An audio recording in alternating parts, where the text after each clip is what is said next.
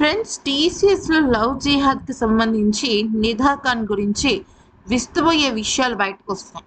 ఒకేసారి 9 మంది అమ్మాయిలు ఈ కేసు నమోదు చేశారు. దానిలో దాదాపుగా 3-4 ఎఫ్ఐఆర్లో ఈ నిధా ఖాన్ పేరు ప్రస్తావన జరిగింది.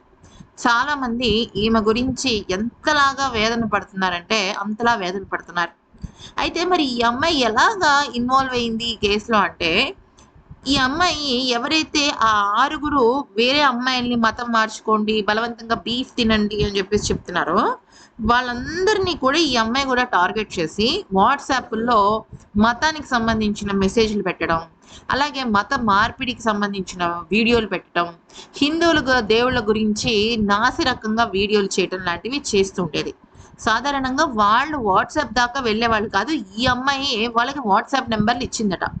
అయితే ఒకానొక సమయంలో ఎంతకి దిగజారిందంటే బాత్రూముల్లో సాధారణంగా లేడీస్ బాత్రూమ్, జెంట్స్ బాత్రూమ్ అని ఉంటది కదా! లేడీస్ బాత్రూమ్‌లోకి వెళ్ళిపోయి ఈమె కొంతమంది టార్గెటెడ్ అయిన ఆడవాళ్ళ అశ్లీలమైన వీడియోలు తీసి దాన్ని అడ్డం పెట్టుకొని, "నువ్వు మతం మార్చుకోవాలి. లేదంటే నువ్వు ఖచ్చితంగా నమాజ్ చేయాలి. లేదంటే నువ్వు నీ పేరు మార్చుకుని నువ్వు అల్లాని ప్రార్థించాలి. నీ హిందూ దేవుళ్ళని నువ్వు నమ్మకూడదు. వాళ్ళ పైన నెగెటివ్‌గా మాట్లాడాలి" అంటూ బలవంతం చేసేదట. అయితే అటువంటి వాళ్ళ ప్రైవేట్ వీడియోలని చూసుకొని వాళ్ళు మింగలేక, కక్కలేక చాలా ఇబ్బంది పడ్డారు. అయితే ఇంకా దానిలో ఒక అమ్మాయి తెగించి పోలీసులకి కంప్లెయింట్ ఇస్తే మొత్తం కేసంతా కూడా తిరగదోడినట్టు అయింది. ఇప్పుడు ఇంకా ఈమె పరారీలోనే ఉంది. యాక్చువల్లీ ఆమెకి కోర్ట్ వాళ్ళు ముందస్తు బెయిల్‌ని రిజెక్ట్ చేశారు. మళ్ళీ 27వ తారీఖు అంటే ఇంకొక 3 రోజుల్లో ఆహ్, ఈ హియరింగ్ వస్తుందనమాట. అంటే మండే మోస్ట్‌లీ 28న హియరింగ్‌కి వస్తుంటది మళ్ళీ.